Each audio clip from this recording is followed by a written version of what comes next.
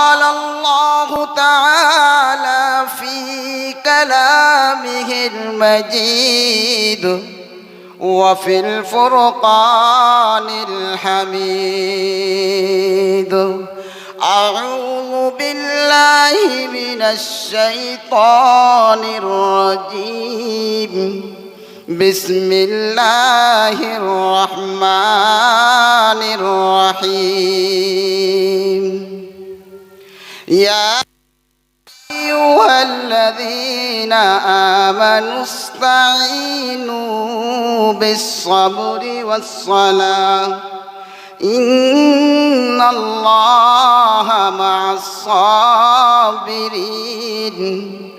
ولا تقولوا لمن يقتل في سبيل الله أموات بل أحياء ولكن لا تشعرون صدق الله العظيم درود شريف پڑھیں اللهم صل على سيدنا مولانا محمد اللهم صل على سيدنا مولانا محمد जिस चीज़ों में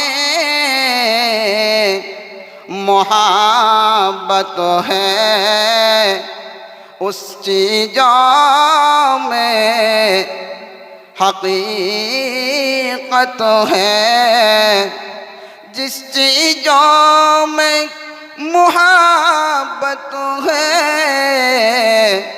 उस चीज़ों में हकीकत है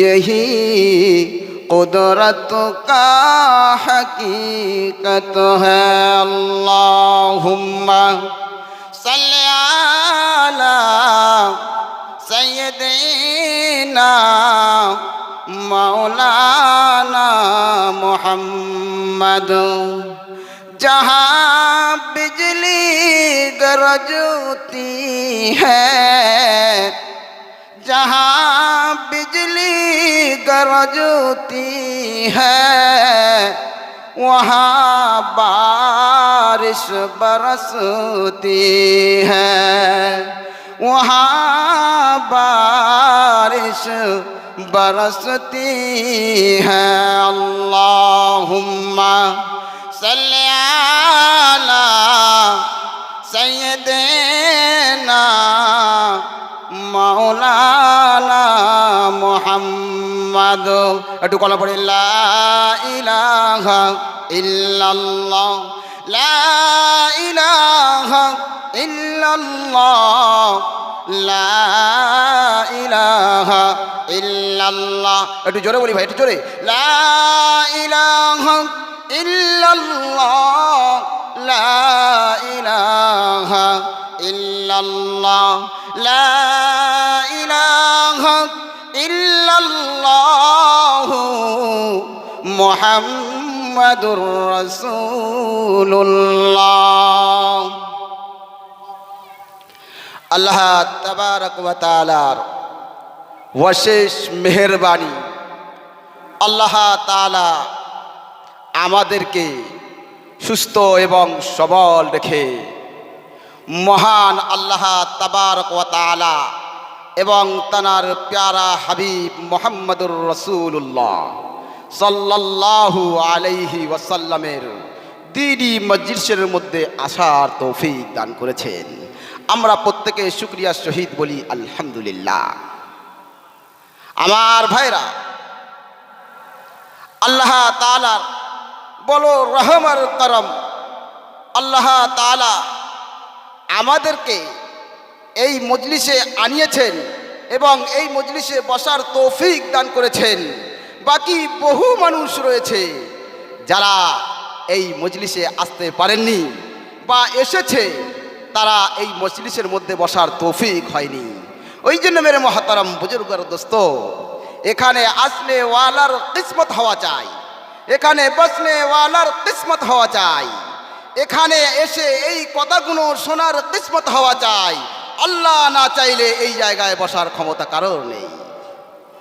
আমার ভাইরা, এই জন্য আল্লাহ তাআলা বলছেন, যারা আমাকে মনে মনে স্মরণ করে আমি তাদেরকেও মনে মনে স্মরণ করি।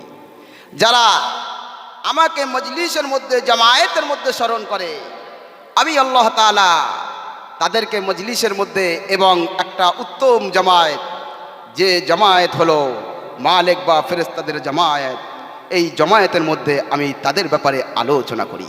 জোরে বলুন সুবহানাল্লাহ। একটু জোরে বলতে হবে। ঈমানদারের আওয়াজ জমিন থেকে আসমান পর্যন্ত পৌঁছতে হবে। পারবো ইনশাআল্লাহ। আমার ভাইরা, বড় মনোযোগ। আল্লাহ তাআলা কুরআনে কারীমের মধ্যে তিনি বলেন, ফামান তাবিয়া হুদায়া ফালা খাউফুন আলাইহিম ওয়ালা হুম ইয়াহজানুন। তোমরা যদি আমার কোরআনের আইন, আমার কোরআনের শাসন মেনে চলো, তোমাদের কোনো ভয় নাই, তোমাদের কোনো চিন্তা নাই। কাল কিয়ামতের ময়দানে কোরআনে কারীমের মধ্যে আমল করনে ওয়ালা যারা কোরআনে কারীমের শাসন মেনে বললে চলা, আল্লাহ তাআলা তাদের জন্য বড় পুরস্কার রেখেছেন। আল্লাহ তাআলা তাদের জন্য সুন্দর ব্যবস্থা রেখেছেন। আমার ভাইরা, কোরআনে কারীম এমন একটা কিতাব, কোরআনে কারীম এমন একটা কিতাব, আল্লাহ তাআলা যে কিতাবের ব্যাপারে তিনি নিজে বলছেন, যালিকাল কিতাবু লা রাইবা ফি। এই কিতাবের মধ্যে কোনো সন্দেহ নাই, এই কিতাবের মধ্যে কোনো ভুল নাই। আমার ভাইরা, লক্ষ্য করুন, পৃথিবীর কোনো সাহিত্যিক যদি কোনো কিতাব লেখে, এই কিতাব লেখার আগে সর্বপ্রথম তার উপরে লিখে দেয়, যদি কিতাব লেখার মধ্যে কোনো ভুল ত্রুটি বিচ্যুতি বেয়াদবি হয়ে থাকে, আগামীতে আপনারা আমাকে জানাবেন, ইনশাআল্লাহ আমরা আগামীতে শুধরে নেব, আমরা আগামীতে ভুলটা ঠিক করে নেব। মহান আল্লাহ তাআলা তার কোরআনে কারীমের ব্যাপারে তিনি নিজে সাক্ষী দিলেন। ও মুমিন বান্দা, ও মুসলমান ভাইরা, একটু লক্ষ্য করো, আল্লাহ তাআলা নিজে কোরআনে কারীমের সাক্ষী দিলেন, আমার কোরআনের কারীম, আমার কিতাবের মধ্যে কোনো ভুল নাই, কোনো সন্দেহ নাই। আমরা সেই কোরআন মাননেওয়ালা হ্যাঁ কিনা? কোরআনের মাহফিল চলে, কোরআনের মাহফিল যদি শুনতে যদি মানুষ না আসে, এর থেকে দুঃখ কি হতে পারে, এর থেকে কষ্ট কি হতে পারে? মানুষ যদি রাস্তায় করে তার মধ্যে কোনো ফায়দা নাই, মানুষ যদি রাস্তায় চলাফেরা করে কোনো ফায়দা নাই। আল্লাহর কসম, যে মজলিসের মধ্যে বসবে, আল্লাহ তাআলা তার হাদিস মুবারকের মধ্যে বলেছেন, দুনিয়ার ভিতরে যদি কোনো জান্নাতের বাগান যদি থাকে, তো বাগান আছে, সেটা হলো এই মজলিস। সেটা কোন মজলিস? এই মজলিস। ওই জন্য মেরে মহতারাম বুজুর্গ দোস্ত, ये मजलिस फाका रखने वाला हलो बोका, ये मजलिस फाका रखने वाला बोका, ये मजलिस के भरने वाला ताराई हलो चला, ताराई हलो चला। আমার ভাইরা, কোরআনে কারীমের মধ্যে আল্লাহ তাআলা মুমিনদের জন্য বলেন, ইয়া আইয়ুহাল্লাযীনা আমানু হাল আদুল্লুকুম আলা তিজারা তুনজিকুম মিন আযাবিন আলীম। আমি কি তোমাদেরকে এমন একটা ব্যবসার কথা বলবো না? আমি কি তোমাদেরকে এমন একটা বিজনেসের কথা বলবো না, যে বিজনেস তোমাদেরকে জাহান্নামের কঠিন আযাব থেকে তোমাদেরকে হেফাজত করবে, জাহান্নামের আগুন থেকে তোমাদেরকে হেফাজত করবে, জাহান্নাম থেকে তোমাদেরকে বাঁচাবে। আল্লাহ তাআলা সুন্দর করে বললেন, সে ব্যবসাটা হলো তুমিনুনা বিল্লাহি ওয়া রাসূলিহি ওয়া তুজাহিদুনা ফি সাবিলিল্লাহ বিআমওয়ালিকুম ওয়া আনফুসিকুম যালিকুম খায়রুল লাকুম ইন কুনতুম তা'লামুন। তুমিনুনা বিল্লাহ, আমি আল্লাহ আমার প্রতি ঈমান আনতে হবে, বিশ্বাস আনতে হবে। ওয়া রাসূলিহি, আমার রসুলের উপরে ঈমান আনতে হবে, বিশ্বাস আনতে হবে। এরপরে যে আল্লাহ তাআলা আমাকে জান দিল, যে আল্লাহ তাআলা আমাকে মাল দিয়েছে, সেই আল্লাহর জান নিয়ে, সেই আল্লাহর মাল নিয়ে আমার দ্বীনের জন্য জেদ্দা মুহাজার করবে, আমার দ্বীনের জন্য মুজাহিদা করবে, আমার দ্বীনের জন্য নিজেদের গর্দানগুলোকে দেবে, আমার দ্বীনের জন্য নিজেদের মালগুলোকে ব্যয় করবে, আমার দ্বীনের জন্য নিজেদের মেহনতকে ব্যবহার করবে। আমি আল্লাহ তাআলা তাকে কামিয়াব করে দেব। জোরে বলুন সুবহানাল্লাহ। আমার ভাইরা, যাদের কান পর্যন্ত কোরআনের আয়াতগুলো পৌঁছে যায়, যাদের কান পর্যন্ত হাদিসগুলো পৌঁছে যায়, এরপরেও আসে না, এরপরেও আসতে চায় না। আমার ভাইরা, আপনাদেরকে কেমন করে বোঝাই? এ মাহফিল এমন একটা মাহফিল, আপনি দুনিয়ায় সকল কাজ করবেন, সকল কাজের মধ্যে আপনার কোনো ফায়দা পাবে কি পাবে না জানি না, তবে আল্লাহ তাআলা ওয়াদা করেছেন এই মাহফিলে বসলে আমি আল্লাহ তাআলা তাকে লাভবান করব। আমার ভাইরা, শুধু যদি বান্দার ভিতরে নামাজের প্র্যাকটিস থাকতো, বান্দা কখনো অসুস্থ হতো না। যদি বলেন হুজুর অসুস্থ হবে না কেন? অসুস্থ তো হয়, হ্যাঁ অসুস্থ হয়। অসুস্থতার ভিতরে কিছু ধরন আছে।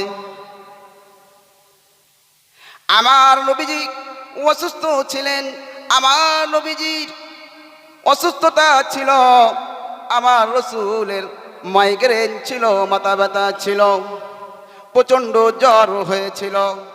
আমার ভাইরা, রোগ দেহের ভিতরে থাকবে কম আর বেশি, যে পাপ করবে তাকে রোগ অ্যাটাক করবে।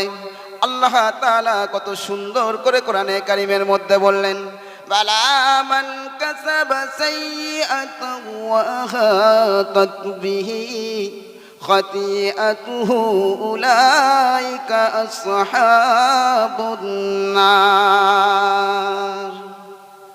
তোমরা যদি পাপ করো, পাপ তোমাকে ঘেরাও করে ফেলবে। আমার ভাইরা, একটু লক্ষ্য করো, যদি কেউ বিড়ি খায়, বিড়ি খাওয়ার চিহ্ন তার চেহারায় পাওয়া যায় কি পায় না? বিড়ি খাওয়ার চিহ্ন কি পাওয়া যায়? বিড়ি খাওয়ার চিহ্ন কি পাওয়া যায়? বিড়ি খাওয়ার চিহ্ন তার ঠোঁটটা কি কালো হয় না? তার ঠোঁটটা কালো হয়ে যায়।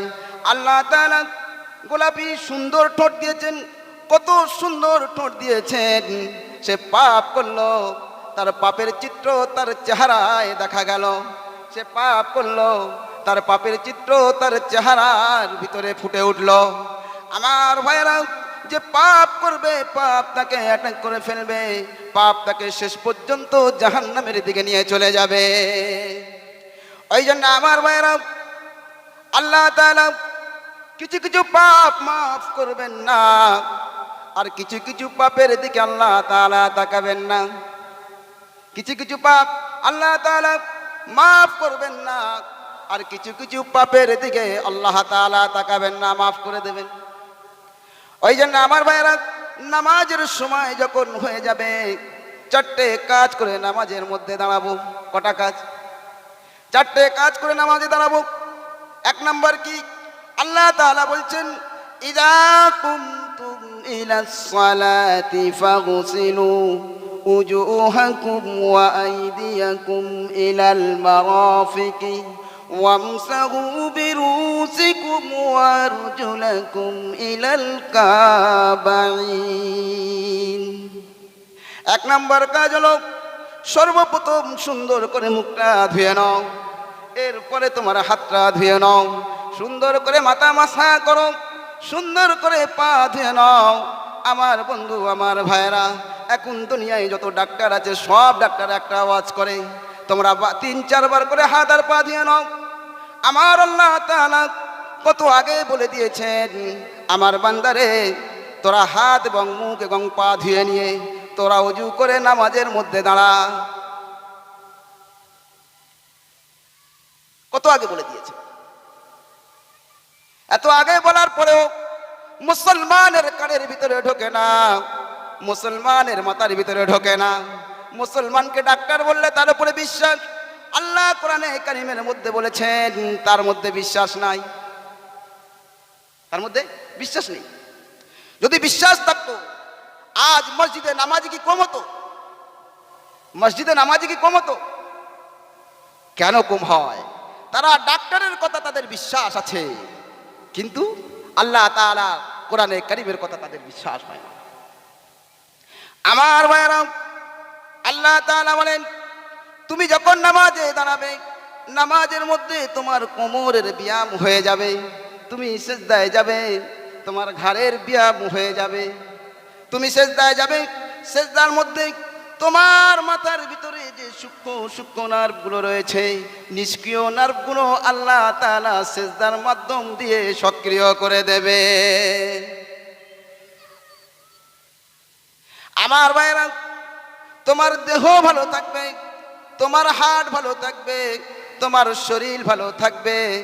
আমার ভাইরা, নামাজের মধ্যে আল্লাহ তাআলা হাজারো রোগের দাওয়াই দিয়েছেন, হাজারো রোগ থেকে আল্লাহ তাআলা শেফা দিয়েছেন। নামাজ এমন একটা জিনিস, নামাজ হলো মুসলমানের জন্য একটি হাতিয়ার। ইমানের পরে পরে নামাজ হলো মুসলমানের জন্য জরুরি। আমার ভাইরা, আমরা সব কাজ করতে চাই, সব জিনিস করতে চাই, নামাজটা শুধু পড়তে চাই না। আমার ভাইরা, নামাজের মধ্যে এমন জিনিস রয়েছে, আপনার জীবনে যা কিছু আছে সব জিনিস থেকে সুস্থ করনেওয়ালা হলো কে? নামাজকে।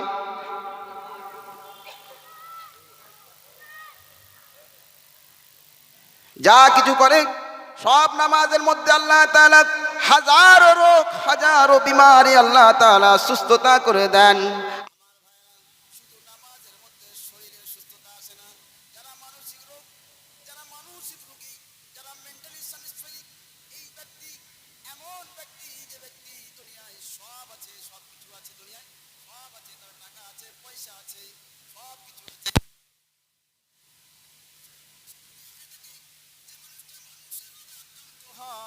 এই মানুষটার থেকে সব থেকে বেশি এবং পৃথিবীর মধ্যে সব থেকে অশান্তির মানুষটাকে, এই মানুষটা হলো পৃথিবীর সব থেকে অশান্তির মানুষ। কে বলেছে আমেরিকা শান্তির দেশ? কে বলেছে আমেরিকা শান্তির দেশ? আমেরিকার মধ্যে একজন ব্যক্তি, একটা জায়গা রয়েছে, যে জায়গার নাম হলো সিংহভাগ। এই সিংহভাগ মানুষ, তারা মানসিক রোগী। তারা মানসিক রোগী হওয়ার কারণে তাদের মনের মধ্যে কোনো শান্তি নাই, তাদের মন সব থেকে বেশি অস্থির। মানসিক রোগী যারা, আল্লাহ তাআলা এই মানসিক রোগ নামাজের মাধ্যমে যদি কেউ নামাজ পড়ে আর নামাজের মধ্যে আল্লাহ তাআলার সিজদার মধ্যে গিয়ে তারা যদি কেঁদে কেঁদে চোখের পানি ফেলে, আল্লাহ তাআলা তার মানসিক রোগও আল্লাহ তাআলা সারিয়ে দেন। আমার বন্ধু, নামাজের মধ্যে আল্লাহ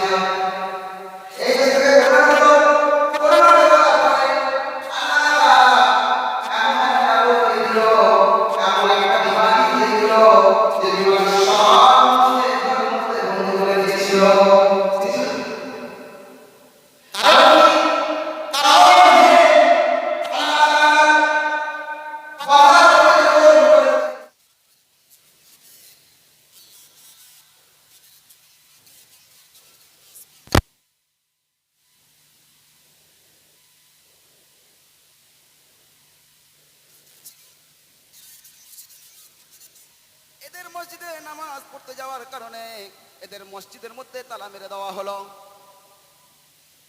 এদেরকে রোজার মাসে রোজা রাখতো, এই রোজার মাসে রোজা রাখার কারণে এদের হাত পা বাঁধা হলো। এদের মুখের মধ্যে জোর করে খাবারগুলো ঢুকিয়ে দেওয়া হলো। খাবার ঢুকিয়ে দিয়ে এদের রোজাকে ভঙ্গ করে দেওয়া হলো।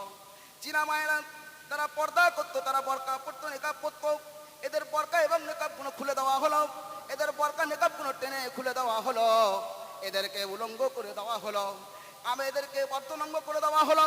আমার ভাইয়ের আল্লাহ তাআলা বলেন, তোরা আমার নেককার বান্দা, আমার পরেজগার বান্দাদেরকে তোরা পর্দা খুলে দিলি, তাদের অর্ধনঙ্গ করে দিলি। আমি আল্লাহ তাআলা এমন রোগ দিলাম যা তোরা নিজেরা নেকাব লাগা, তোরা নিজেরা মুখ ঢাক। হয়েছিল, তারা নিজেরা নেকাব লাগানো শুরু করে দিল, তারা নিজেরা তাদের মুখটা ঢাকা শুরু করে দিল। আমার ভাইরা, আল্লাহ পারে কি পারে না? আল্লাহ পারে কি পারে না? আল্লাহ পারে। আল্লাহ যদি না পারতো, দুনিয়ায় এমন একটা ভাইরাস দিয়ে দিল, সকল মানুষকে স্থগিত করে দিল, সকল যানবাহন বন্ধ করে দিল। আল্লাহ তাআলা সব কিছু করতে পারেন। আল্লাহ তাআলা সব কিছু করতে পারেন। আল্লাহ তাআলা সব থেকে কাছের কার? আল্লাহ তাআলা সব থেকে কাছের হলো মানুষের। সব থেকে কাছের কার? আল্লাহ তাআলা সব থেকে কাছের কার? মানুষের। আমাদের যখন সাহায্য লাগবে আমরা কার কাছে চাইবো? আল্লাহর কাছে চাইবো। আমাদের যা প্রয়োজন হবে আমরা কার কাছে চাইবো? আল্লাহর কাছে চাইবো। বান্দার কাছে চাইলে পাবো না। বান্দা নিজে মুকাফেক্কি, বান্দা নিজে মুকাফেক্কি। আমার ভাইয়েরা, আল্লাহ তাআলা চাইলে সব কিছু করতে পারেন। আল্লাহ চাইলে সব শেষও করতে পারেন। আল্লাহ তাআলা কোরআনে কারীমের মধ্যে বলছেন, আমরুহু ইযা আরাদা শাইয়ান আইয়াকুলা লাহু কুন ফায়াকুন। আল্লাহ তাআলা কোনো কিছু করতে গেলে কোনো প্ল্যানের প্রয়োজন পড়ে, কারোর অর্ডারের জরুরত পড়ে না। আল্লাহ তাআলা শুধু হুকুম করে দেবে, ফায়াকুন, শেষ হয়ে যাবে। ফায়াকুন, শেষ হয়ে যাবে, ধ্বংস হয়ে যাবে। আমার ভাইরা, আল্লাহকে ভয় করো, আল্লাহকে ডরো। আল্লাহ তাআলা যখন চাইবেন আমাদেরকে ধ্বংস করতে পারেন। আল্লাহ তাআলা আমাদেরকে মহব্বত করেন, ভালোবাসেন। তাই আল্লাহ তাআলা আমাদের গুনাহগুলোকে দেখেও না দেখা ভাঙ করে থাকেন। থাকে না? থাকে তো। আল্লাহ তাআলার হাজারো হুকুম আমরা অমান্য করছি। এই নামাজ, আজান শুনতে পাই, তারপরেও মসজিদে আসি না, হুজুর আকরাম সাল্লাল্লাহু আলাইহি ওয়াসাল্লাম, আমার প্যারা হাবিব মুহাম্মদুর রাসূলুল্লাহ সাল্লাল্লাহু আলাইহি ওয়াসাল্লামের ইন্তেকালের সময়, শেষ সময়, এইরকম সময়তে নামাজের জন্য সাহাবা আজমাইন অপেক্ষা করছে। মুহাম্মদুর রাসূলুল্লাহ আসবে, আমাদের নামাজ পড়াবেন। অপেক্ষা করতে করতে সময় পার হয়ে যাওয়া শুরু হয়ে গেল। অবশেষে সাহাবীরা পিছন ফিরে বারবারে তাকিয়ে দেখেন যে কেউ আসে না, তাকিয়ে দেখেন না, রাসূল আসেন না। এরপরে সাহাবীরা আবু বকর সিদ্দিককে দাঁড় করিয়ে দিল। আবু বকরের বুঝে এসে গেল রাসূল হয়তো আমাদের থেকে বিদায় নেবে।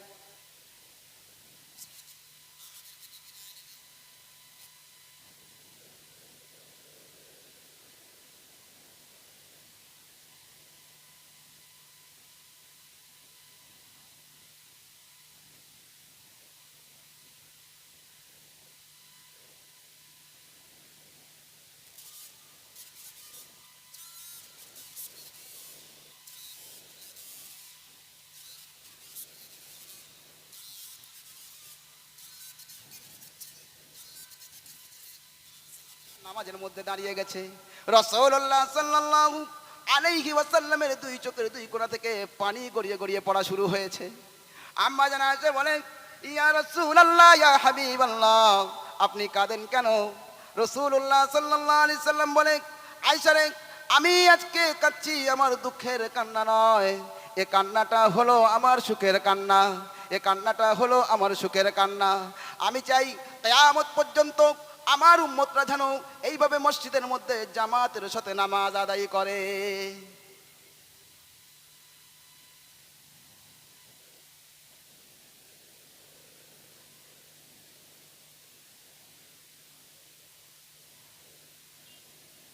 আচ্ছা, আর একটা কথা, ছেলে এবং মেয়ে উভয় পক্ষে মেলার ভিতরে ঘুরছে, এটা খুব খারাপ জিনিস ভাই। এই ধরনের কাজ আমরা এখানে করব না, এই ধরনের কাজ আমরা এখানে করব না। ওই জন্য আমরা যার যেখানে স্থান করা আছে, মহিলাদের জন্য আলাদা ব্যবস্থা আছে এবং পুরুষদের জন্য আলাদা ব্যবস্থা রয়েছে, আমরা আমাদের জায়গায় এসে বসি, আমরা আমাদের জায়গায় এসে বসি। মেলার মধ্যে নারী পুরুষ এক জায়গায় ঘুরলে মজলিসে তো গন্ডগোল হবে, আর তোমাদের গুনাহও হবে, তোমাদের গুনাহ হবে। লালন পালন করে বড় করেছে, কিন্তু ইয়া রাসূলুল্লাহ, ইয়া হাবিবাল্লাহ, আমার বাবা দুনিয়া থেকে বিদায় নিয়েছেন, তিনি তো কাফের হয়ে মরেছেন, সেই জন্য কাঁদি, কেন আমার বাবা তো জাহান্নামে যাবে। ইয়া রাসূলুল্লাহ, এই জন্য আমি ক্রন্দন করি।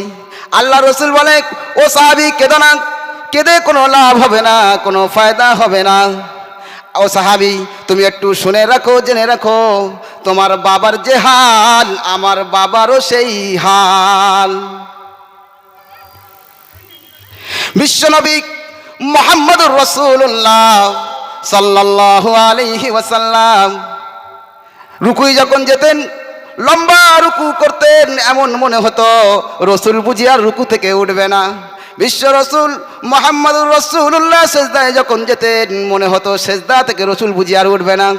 একটা সময় এরকম হলো, রসুল সেজদার মধ্যে চলে গিয়েছেন আর লম্বা সেজদা হয়ে গিয়েছে। আয়েশা সিদ্দিকা রাদিয়াল্লাহু তাআলা আনহা তিনি লক্ষ্য করে দেখলেন রসুল লম্বা সেজদায় রয়েছে, নড়ে না চড়ে না। আয়েশা মনে করে রসুল হয়তো দুনিয়ার মধ্যে নাই। এরপরে আয়েশা সিদ্দিকা রাদিয়াল্লাহু তাআলা আনহা রসুলকে চিমটি মেরে দিয়েছেন। চিমটি মারার পরে রসুল নামাজ শেষ করে বসলেন, বসে বলে, আয়েশা রে, তুমি বুঝি ভেবেছো আমি মারা গেছি? বলে, ইয়া রাসূলুল্লাহ, ইয়া হাবিবাল্লাহ, আপনি এত ক্রন্দন করেন কেন, আপনি এত কাঁদেন কেন?